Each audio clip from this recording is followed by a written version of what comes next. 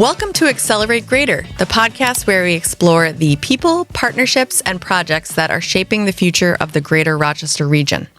I'm Shannon Ealy, VP of Innovation at OneROC. And at OneROC, place-based revitalization is one of our emerging pillars of work. And the Regional Revitalization Partnership is a major catalyst for helping move that work from vision to action. So today we are talking about the Greenwood Project, which is a community-led initiative in Rochester's Emma and Beechwood neighborhoods led by Connected Communities, the community quarterback driving systemic change alongside residents. Connected Communities convenes neighbors, organizations, and key stakeholders to create lasting impact across mixed-income housing, cradle-to-career education, economic empowerment, and community wellness, all rooted in a mission to partner with Emma and Beechwood residents to help break the cycle of poverty. This work is supported through the Regional Revitalization Partnership, or RRP, which is a first-of-its-kind collaboration that brings together philanthropic, public, and private partners to invest $300 million in transformative projects across Buffalo, Rochester, and Niagara Falls. At its core, the RRP is about investing in community-supported visions and translating catalytic investments into long-term economic empowerment and neighborhood vitality. The Regional Revitalization Partnership is supported by Empire State Development and a coalition of philanthropic and private partners, including the Ralph C. Wilson Jr. Foundation, the John R. O'Shea Foundation, ESL Federal Credit Union, the Max and Marion Farish Charitable Foundation, KeyBank, M&T Bank, the William and Sheila Konar Foundation, and additional regional funding partners. And we are so grateful to all of the organizations that are part of the Regional Revitalization Partnership. So at the most recent RRP Summit in Niagara Falls, the Greenwood Project was highlighted as a powerful example of what the RRP looks like in practice.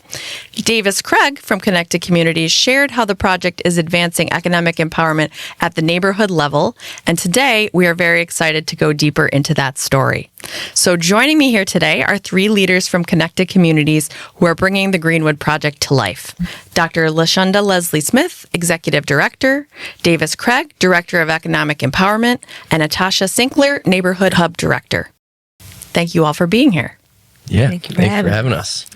All right, so LaShunda, let's kick it off with you. For listeners who may be hearing about the Greenwood Project for the first time, how would you describe it?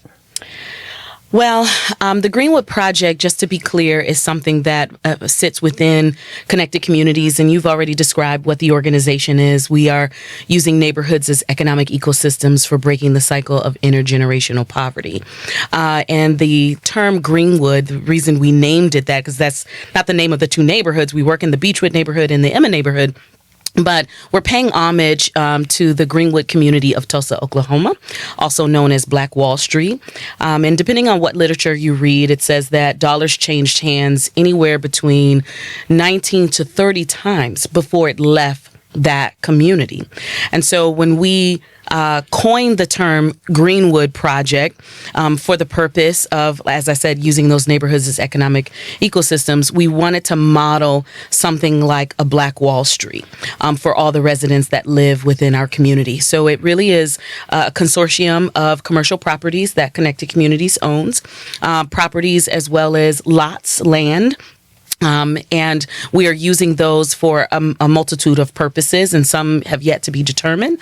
But we have Atashia and Davis here to talk a little bit about our Connect Lab as well as our Neighborhood Hub, which are two of the properties within the Greenwood Project.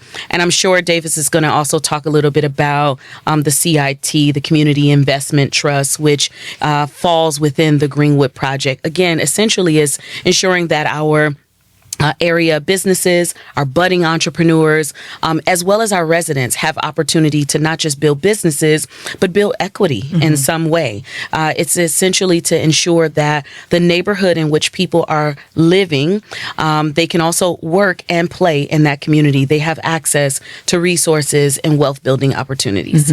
Absolutely. So what gap or need in the community do you think really led to this vision? Well, much bigger than just the one pillar of economic empowerment.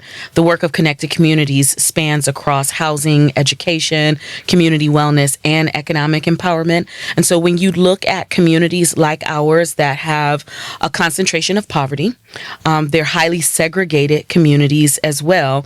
The needs are multifaceted.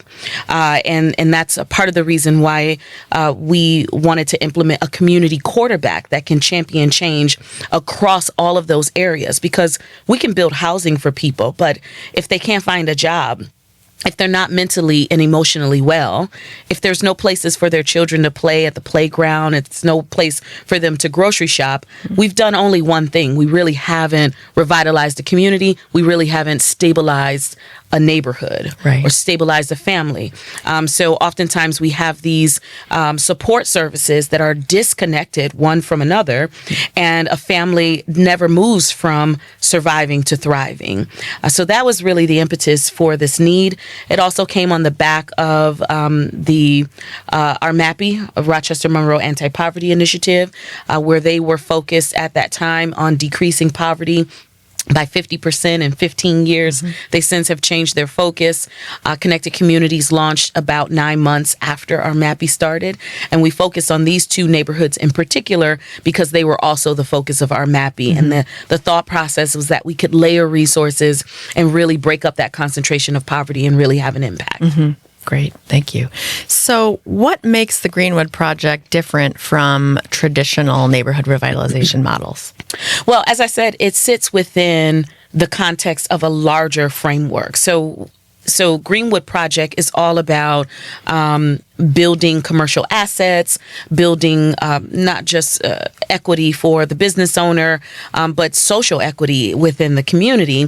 But it's also tied to a vast housing project that we're a part of. It's tied to the work that's happening under Atashia at our neighborhood hub and all the resources that are available to people. So providing a multifaceted solution to fit multifaceted needs. Great. Thank you. So you've mentioned a couple of the signature elements of the Greenwood Project that the Regional Revitalization Partnership was really lucky enough to be able to fund and be a part of. So Atashia, I wanna go to you as the Neighborhood Hub Director and ask you to explain for someone who's never heard of the hub, never been there, what is it? Yeah. So the Neighborhood Hub is a community-centered space right there in the heart of Beechwood. It is really a space where we have partners come in. They deliver workshops, programs, services, right to residents. It also is a space that residents can feel seen and heard. And also we have spaces within the space that we have community partners that want to work with us and partner alongside of us that have anchor tenant space involved. And so our director here, the phrase that we try to work with is co-location enhances collaboration, right? And so we have partners like Teen Empowerment that are right there in the neighborhood, and they're building their east side footprint. So they have youth that are working right outside of our building, and what are they and how are they impacting the neighborhood? We also have partners like Hope 585 that are doing a lot with foster care and advocacy there. And so how are they working to impact the neighborhood? So it's really a centralized space where residents, like I said, we can have partners that will come in and deliver workshops and services and really meet the needs of the community members that we serve. Great. So as Neighborhood Hub Director, what does that look like in practice in the day-to-day? Right. So as a director, my job is both, I like to say, operational and relational, right? So operational meaning I'm overseeing the space, making sure that we have partners who are coming in that are vetted, that are delivering services of quality, and that the space is functioning and it's beautiful, I will say. When people come in, they say, wow, right? And so my job is to preserve the wow and just make sure that it's a welcoming space. But it's also, my job is relational, right? So I'm meeting with partners. I'm meeting with residents because my job is to also know what is happening boots on the ground. What are the concerns of residents. What is the pulse of the neighborhood? Because what is a hub site where I have partners coming in delivering workshops or services that don't fit the needs of the neighborhood? So my job is to make sure that I'm still kind of plugged into the streets, you could say, right? Like, so what do the residents need? Because my job is to fill that gap, right? So if they are seeking services and saying like we really need supports within employment or childcare, my job is to bring those resources right to the hub so it can fit that need. Great, thank you. So one thing I know is true about the hub is that you've been really intentional about the people that are doing the neighborhood facing work are from the neighborhood. So can you guys talk a little bit about that hiring approach and why that matters to this project? Yeah, sure. And so not 100% of our staff at Connected Communities live in the neighborhood, but a significant percent, I think about 50% of our folks now. And you may also be referring to our resident ambassador program, as well as our block ambassador program. For one, we do believe that it's important that we are compensating people for their time. Folks who are entrenched in poverty have the least amount of time to offer you. They are going from place to place, service to service, trying to get their needs met. They're working multiple jobs. They have challenges with childcare and with transportation. And so if you want their context expertise, you should compensate them for that. For one, it puts money in the pockets of people who need it the most, but also it shows that they are valuable. We are not just here to extract information from you and say thank you and send you on your way and then pat ourselves on the back for what we've learned. We are really effectively allowing you to lead and making you a partner in this work. So I also think that we have just sort of naturally become attractive for people who are in and around the neighborhood. I think Tasha has a really great story about how she found us. Yeah. I was a full-time employee with the city of Rochester at the time, and I happened to, first I would say, years before I even heard of Connected Communities, I was a single mom who bought her first home in Beechwood. And I knew that when I purchased my home, I wanted to live somewhere where I could serve. I didn't know what that meant. I didn't know what that would look like. I just knew that. And so years later, I was in a laundromat on a random day, which I never go to laundromats. Nothing wrong with a laundromat. But I seen this sign and it was like, are you a resident of Beechwood and Emma? I said, well, yes, I am. And, as a single mom, you're always looking for additional resources into the home. And so I was like, this sounds like a great opportunity as a resident ambassador. I was like, yeah, I want to champion my neighborhood. I'm already doing that, in my own way, in my own block. And so I called and they we had an interview and I was like, oh my gosh, like this organization got it going on. Some nonprofits you don't always know. So I was like, they got it going on here. And so I really just fell in love with the work that they did. And so when the full-time opportunity came about, I was so proud to join on and really be able to live, work, play. I live in the neighborhood. I work in this neighborhood and we are doing the work so that I and my child, my family, we can have this as a place that we are proud to call home and play. That's great. Well, and if I could just add, because she's being modest, she was, because she was a resident ambassador who was so intent on seeing her neighborhood thrive, the passion that she brought to the table, the skill set that she brought to the table, the desire that she had to learn and to grow made her the perfect fit to graduate her out of a resident ambassador role into a directorship, which doesn't happen for everybody. So she skipped a couple steps. Because of who she is and what she brought to the table. And we love that ability to be able to grow our own. Yeah. And we've had other folks in the organization that have been able to rise from position to position and remain with the work long term. Definitely. That's great. And now we make sure we never miss that laundromat when we put up a flyer. Yeah, that's right. Yeah, it's true. Great. Awesome. All right. So speaking about growing things in the neighborhood, Davis, I want to turn to you. You lead the Connect Lab, which is a whole separate building and structure and address from the neighborhood hub. And you support entrepreneurs, and it includes actual co-working space right there. So can you explain what the Connect Lab is and who is it designed for? Yeah, so the Connect Lab is a co-working space for entrepreneurs and nonprofit founders. So we're really targeting those builders in the neighborhood, the innovators, residents that want to build something, whether it's a business or an organization or solve a problem. We want to have a space that they can come into and just have a beautiful workspace, that wow space, similar to the neighborhood hub. When you walk into the Connect Lab, it is just curated, really well designed. It's a space where you can come in and just feel like, wow, I can really get work done here.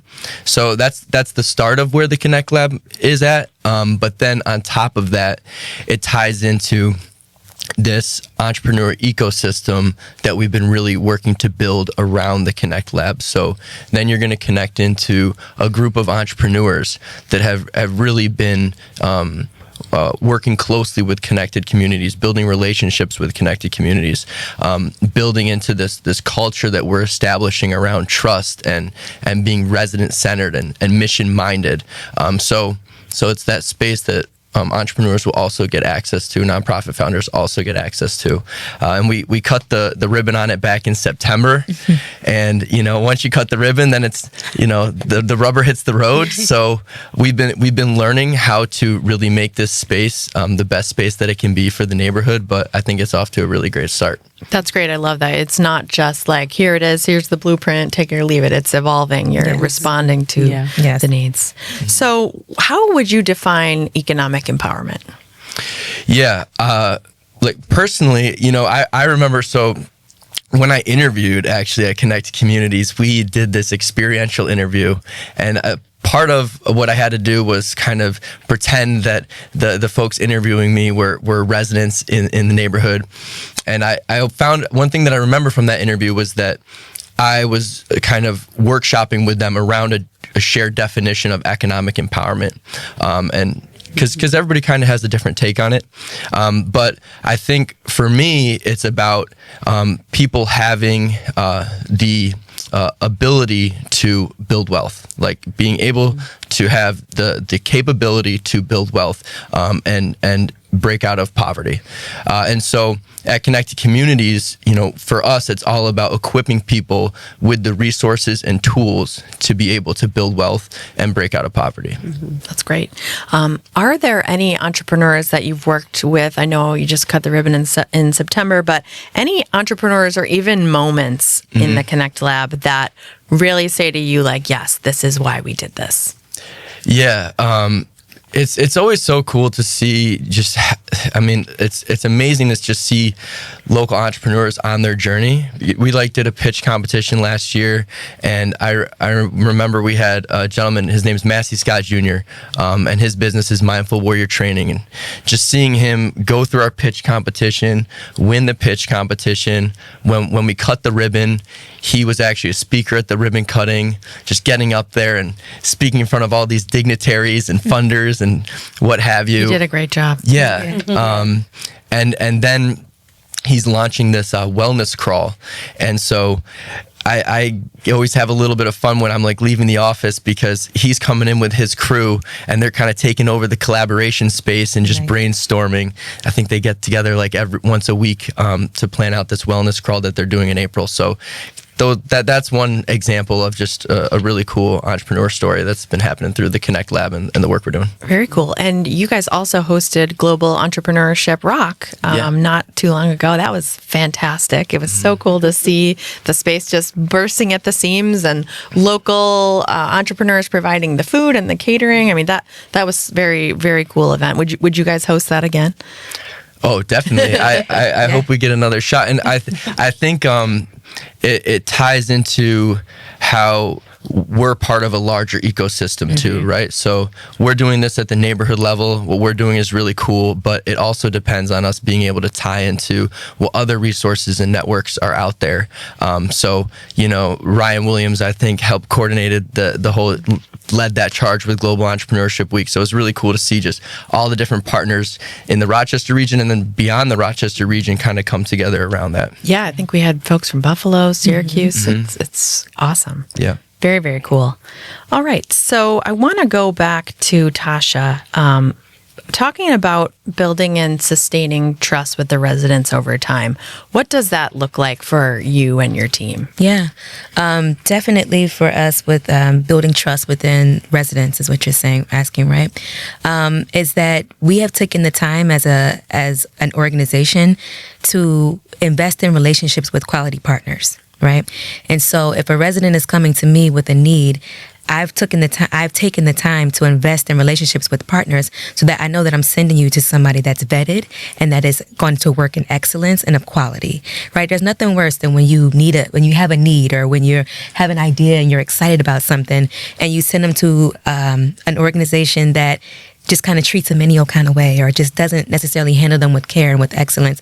And that's a poor reflection on us, you know what I'm saying? And so the way that we've built trust is that if I'm going to refer you, if I'm going to send you, I'm sending you to somebody that I trust, that I have a relationship with, that there's some reciprocity there, there's some understanding there, and I can trust you with them. Does that make sense what I'm saying? Yeah, absolutely. And so I think that we've definitely built trust in that area, and that, our director here, she overpromised and under promise and over deliver. Yes. So we don't come in with, setting these expectations and, I'm going to keep it real with you always. But I'm going to over deliver, meaning I'm going to show up well and I'm going to serve well and I'm going to work in excellence. And so I think that residents respond to that and they know that if I'm going to say that I'm sending you somewhere, then it's somewhere that I trust and that, that there's an investment there in that relationship. Sure. So this question I'll open up to any and all of you, but what has surprised you the most about community needs or participation or the response from the community, either in Emma and Beechwood or even the larger community? I know you guys have won some awards recently. So, what has the response been to the opening of these two new spaces and the really elevation of the Greenwood Project? I'll share a story that we all kind of relate to. There was a gentleman who lived in Beechwood, and he's been a longstanding resident, like been in the neighborhood for years. And so with that comes with, he's seen it all. He's been through nonprofits and different organizations coming in and saying they have all these hopes and dreams for the neighborhood, but he's never seen any fruit. He's never seen any real investment. And so one day he comes and he says, I see it. I see it now. You know what I'm talking about. He said, I see it now. Y'all doing it. Because he's walking around. He's riding his bike around the neighborhood. So he's seeing investment. He's seeing that we're actually doing what we said we was going to do. And that's half the thing about what you said about building trust is, are you doing what you said we're going to do? We took the survey back in 1999. So let's do what we said we was going to do when you asked me 20 something years ago. Right. And so he's seeing not us, but like he's seeing the fruit of connected communities investing. He's seeing the evidence. And so he came back and he was like, I see it now, y'all. And we was like, yeah, thank you, because I get it.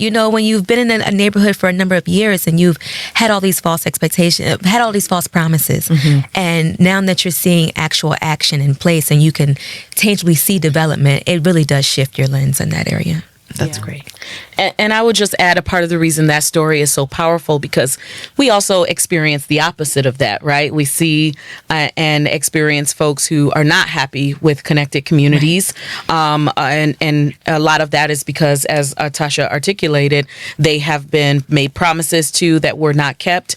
There's been studies that's been done that's collecting dust on the shelf. There is projects that were supposed to happen that never happened, or projects that were positioned and framed one way, but when they came to fruition, they were something completely different that the community did not actually want.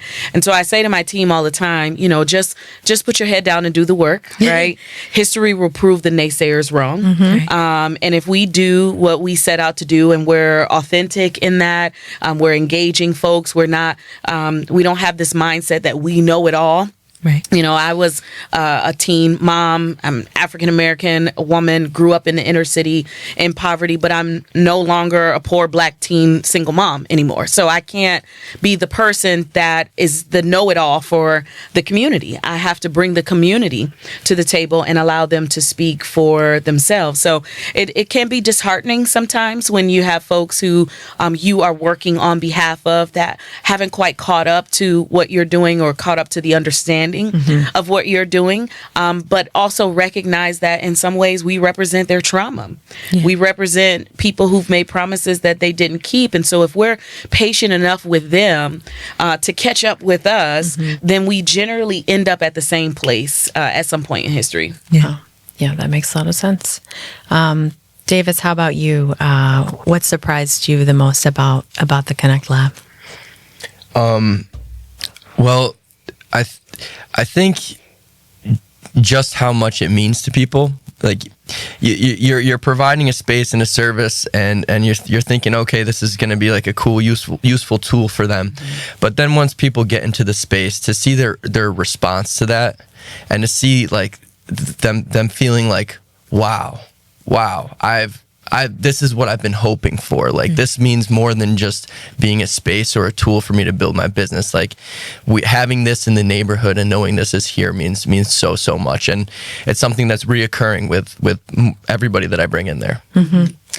At the Connect Lab, we provide coffee, teas, all kinds of fun stuff.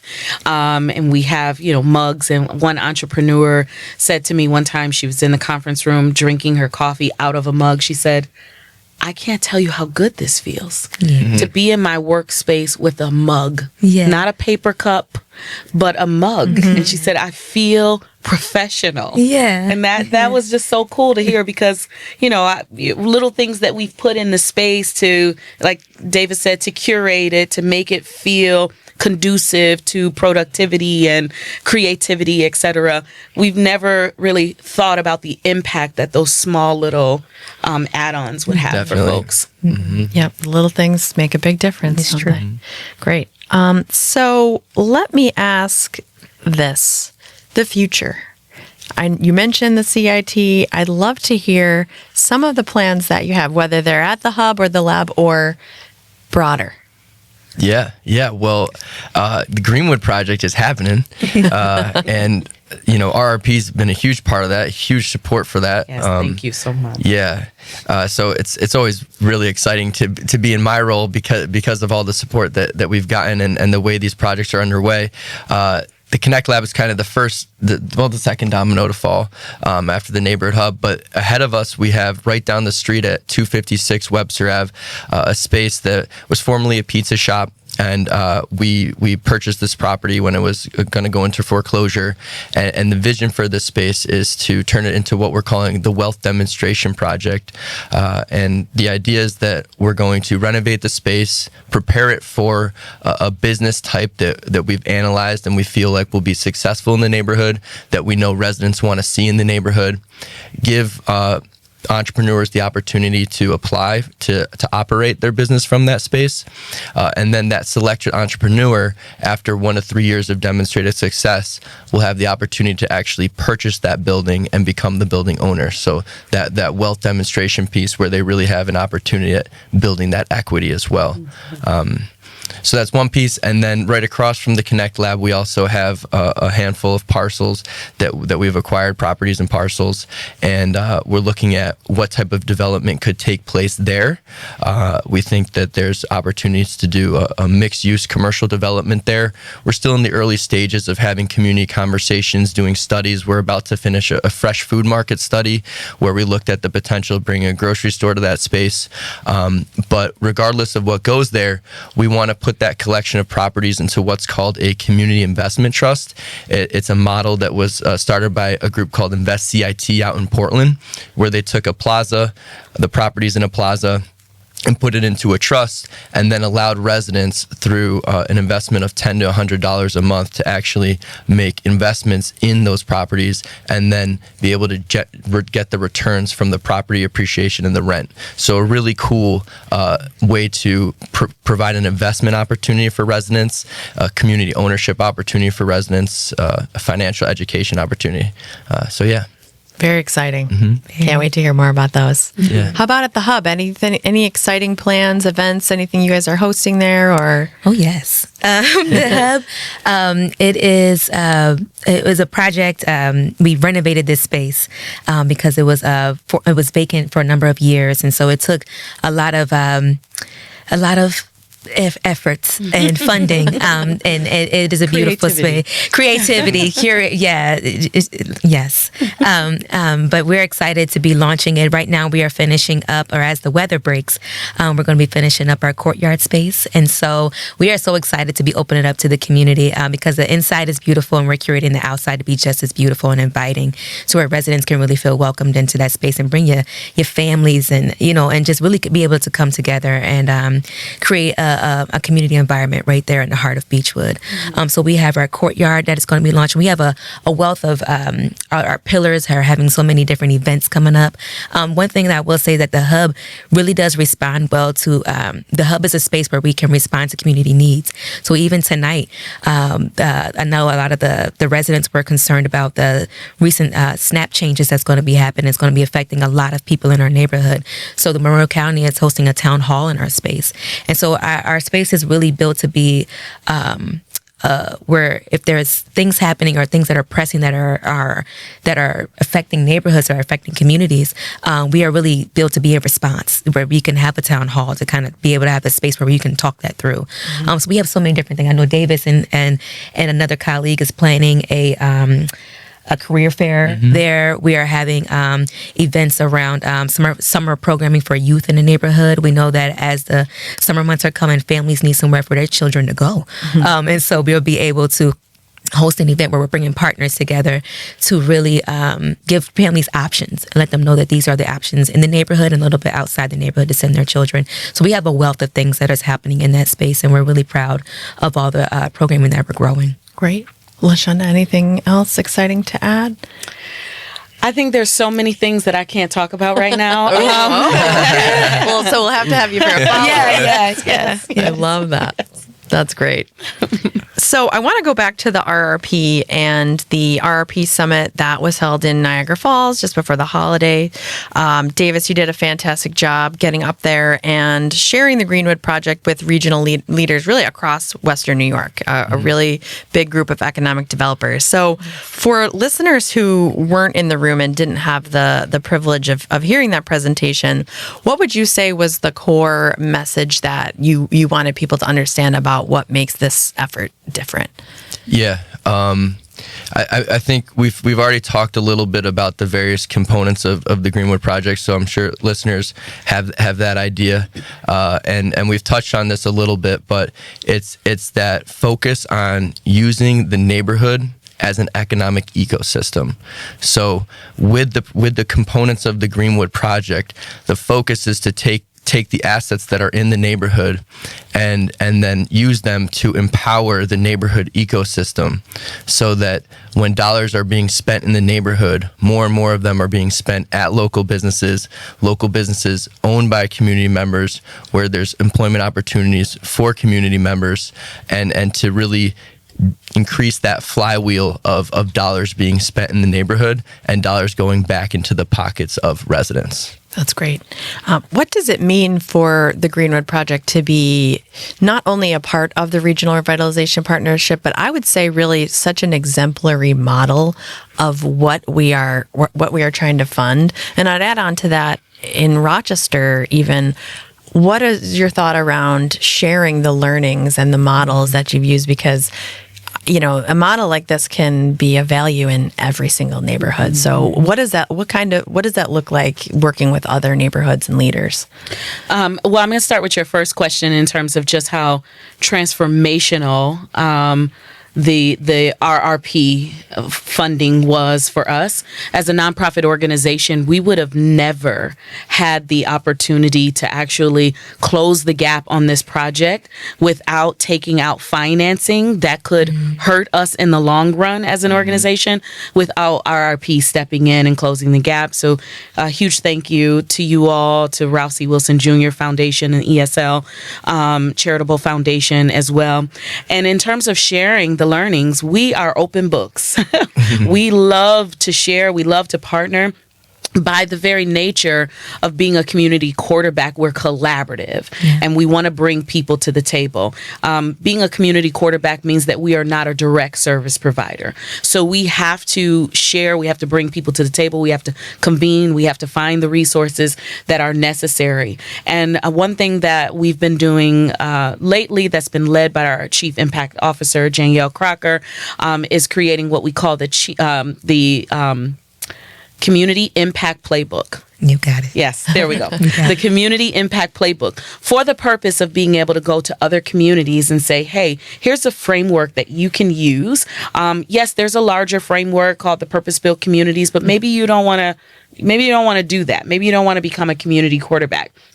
But you definitely want to coordinate resources in your community, in your neighborhood, on your block, so that you have the greatest impact possible, so that your intent matches the actual impact that's going to happen as a result. And so with the Community Impact Playbook, we hope to share that with leaders, emerging leaders, current organizations, as a train the trainer, if you will. We get calls all across the city, across the state, across the country, as far as Toronto, with folks who are keeping their eye on the work of connected communities and wanting to replicate that in some way. And so we're always open and to help. That doesn't surprise me at all that folks are calling you guys. So looking ahead to each of you, maybe in slightly different ways, what does success look like in 5 years from today? 5 years? 5 years. 5 years in my mind, we have the entire Greenwood Project and its current vision fully operationalized, right? So the construction's done, the entrepreneurs are in there operating, the models are designed, the community benefits agreements are all put together, and we are just supporting that work and watching that flywheel spin. That's 5 years from now. That's the way I see it looking. Yeah, same. I think still growing our presence in the neighborhood and making connected communities are really a household name. Our hub site, all of our sites are thriving and buzzing, and I would say for me, and especially someone that lives in the neighborhood as well, just seeing true revitalization still continue to come to light, right? And so that residents can feel. That some of the work, a lot of the work that we do is about our impact and resident confidence. And so that to me is huge when residents are reporting saying like, no, this is a neighborhood that I'm proud of. This is a neighborhood that I feel safe. This is a neighborhood that I'm raising my children in. That's already happening. But us continue to make a greater impact in that area is huge. And so just seeing on the neighborhood level, definitely the buildings and the whole project is it's already going to be a phenomenal asset to the neighborhood. But that residents are responding well and they can feel that change. And they're saying that, no, I'm proud to raise my family here. I think sometimes we make it look easy. It's not easy. Tell 'em. It's not for the faint at heart. It is quite challenging work, but it's so worth it. As Atashia said, when you encounter a resident who is actually feeling it, experiencing it, especially someone who's been there for a long time. The president of the Beechwood Neighborhood Association Coalition would often say, he's been in the neighborhood more than 20 years. And he's like, the development that we have here, we did not see that at all. It took an organization that was focused on moving the needle while our residents are at work. taking care of their families, doing the things that they should be focused on, and then having some partners and champions in the Connected Community staff to really move their agenda along. And so it's rewarding work, but it definitely is challenging. Yeah. Yes. I'll speak to the rewarding work. I don't think we touched on just a little bit of our Block Ambassador program, where we are really growing resident leaders. There are residents who have said, yes, I will galvanize and bring together to my block, meaning stop sign to stop sign, right? They're ones saying, yes, I'm committed to partnering with connected communities and learning about all the resources and bringing them back to my block to enhance the lives of my neighbors around me. And just a quick little, the best part is that when those block ambassadors are, just having their block clubs and are just growing relationships with their neighbors, and then their neighbors see them as the trusted resource on the block. And so one of our block ambassadors, she asked her neighbor, how do you get news, or how do you know about what's happening in the neighborhood? He said, from you. And so she was like, oh God. I was like, no. Go, that's good stuff. That's good stuff.